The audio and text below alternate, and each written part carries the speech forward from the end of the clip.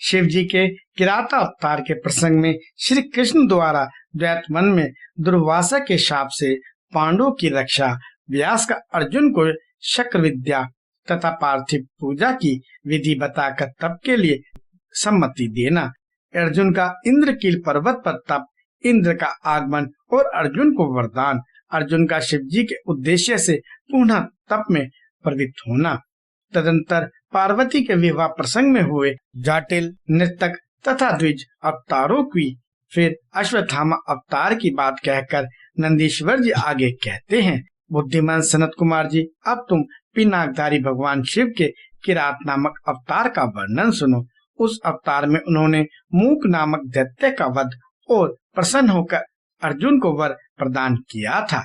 जब सुयोधन ने महाबली पांडवों को जुए में जीत लिया, तब वे सती साध्वी द्रौपदी के साथ द्वैत वन में चले आए। वहीं वे पांडव सूर्य द्वारा दी हुई बटलोई का आश्रय लेकर सुखपूर्वक अपना समय बिताने लगे।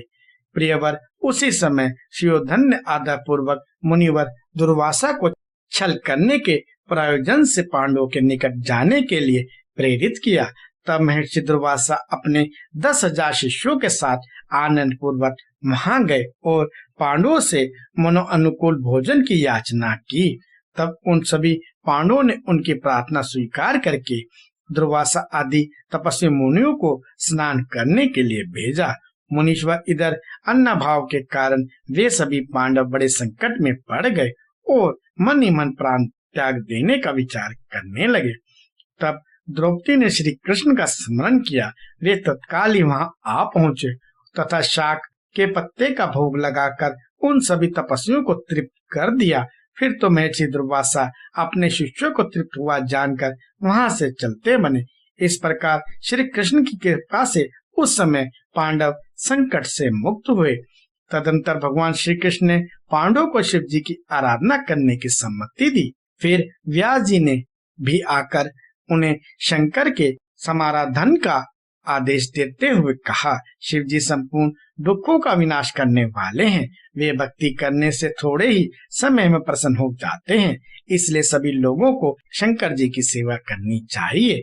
वे महेश्वर प्रसन्न होने पर भक्तों की सारी अभिलाषाएं पूर्ण कर देते हैं, यहाँ तक कि वे इस लोक में सारा भोग और परलोक में मोक्ष तक दे डालते हैं। यह बिल्कुल निश्चित बात है। इसलिए भक्ति मुक्ति रूपी फल की कामना वाले मनुष्य को सदा शंभु की सेवा करनी चाहिए, क्योंकि भगवान शंकर साक्षात परम पुरुष, दुष्टों के सहारक और सत्पुरुषों के आश्रय स्वरूप हैं।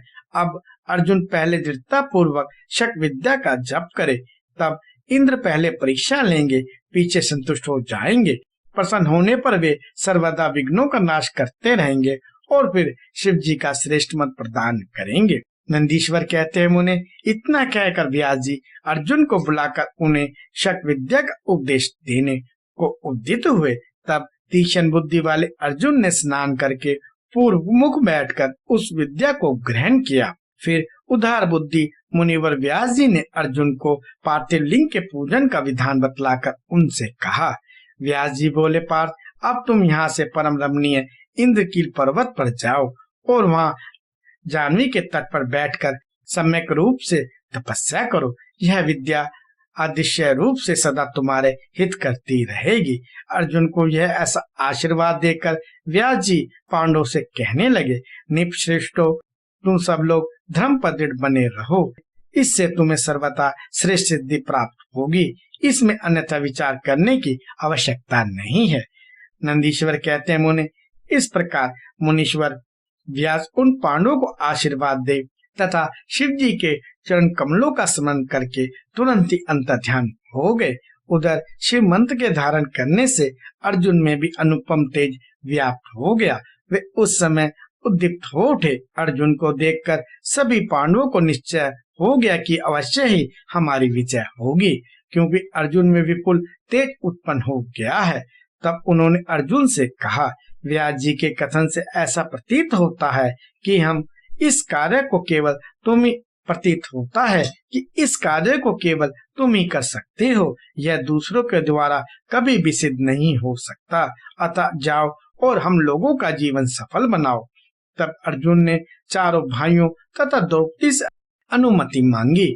उन लोगों को अर्जुन के विछोह का दुख तो हुआ था, पर काले की महिमा देखकर सभी ने अनुमति दे दी। फिर तो अर्जुन मन ही मन प्रसन्न होते हुए उस उत्तम पर्वत इंद्रकील को चले गए।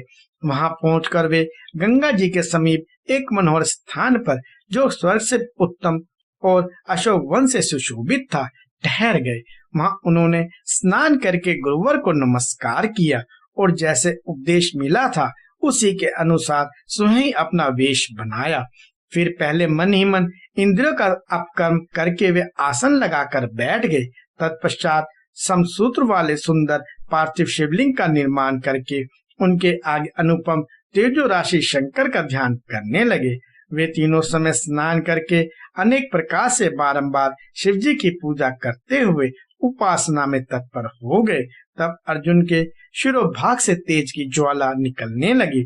उसे देखकर इंद्र के गुप्तचर भयभीत हो गए। वे सोचने लगे, यह यहाँ कब आ गया। पुनः उन्होंने ऐसा विचार किया कि यह घटना इंद्र को बता देनी चाहिए। ऐसा सोचकर वे तत्काल ही इंद्र के समीप गए। गुप्तचरों ने कहा, देवेश, मन में एक पुरुष तप कर रहा है, परंतु हमें पता नहीं कि वह देवता है, ऋषि है, सूर्य है अथवा अग्नि है। उसी के तेज से संतप्त होकर हम आपके सन्निकट आए हैं। हमने उसका चरित्र भी आपसे निवेदित कर दिया। अब आप जैसा उचित समझे वैसा करें। नंदीश्वर कहते हैं, मुने, उन गुप्तचरों के यूं कहने पर इंद्र को अपने पुत्र अर्जुन का सारा मनोरथ ज्ञात हो गया। तब वे पर्वत रक्षकों को विदा करके स्वयं वहां जाने का विचार करने लगे। विप्रवर इंद्र अर्जुन की परीक्षा करने के लिए वृद्ध ब्रह्मचारी ब्राह्मण का वेश बनाकर वहां पहुंचे। उस समय उन्हें आया हुआ देखकर पांडुपुत्र अर्जुन ने उनकी पूजा की और फिर उनकी स्तुति करके आगे खड़े हो पूछने लगे, ब्राह्मण, बताइए इस समय कहाँ से आपका शुभागमन हुआ है। इस पर ब्राह्मण वेशधारी इंद्र ने अर्जुन को ऐसे वचन कहे जिससे वह तब से डिग जाए। पर जब अर्जुन को दृढ़ निश्चय देखा तब अपने स्वरूप में प्रकट होकर इंद्र ने अर्जुन को भगवान शंकर का मंत्र बताया और उसका जप करने की आज्ञा दी। तदंतर अपने अनुचरों को सावधानी के साथ अर्जुन की रक्षा करने का आदेश देकर वे अर्जुन से बोले, बद, तुम्हें कभी भी प्रमाद पूर्वक राज्य नहीं करना चाहिए, परंतु तब यह विद्या तुम्हारे लिए श्रेयकर होगी। साधक को सर्वथा धैर्य धारण किए रहना चाहिए। रक्षक तो भगवान शिव हैं ही, वे संपत्तियों और फल मोक्ष दोनों को समान रूप से देंगे, इसमें तनिक भी संशय नहीं है। नंदीश्वर कहते हैं, मुने, इस प्रकार अर्जुन को वरदान देकर देवराज इंद्र शिव के चरण कमलों को स्मरण करते हुए अपने भवन को लौट गए। तब महावीर अर्जुन ने भी सुरेश्वर को प्रणाम किया और फिर वे मन को वश में करके इंद्र के उपदेश अनुसार शिव जी के उद्देश्य से तपस्या करने लगे।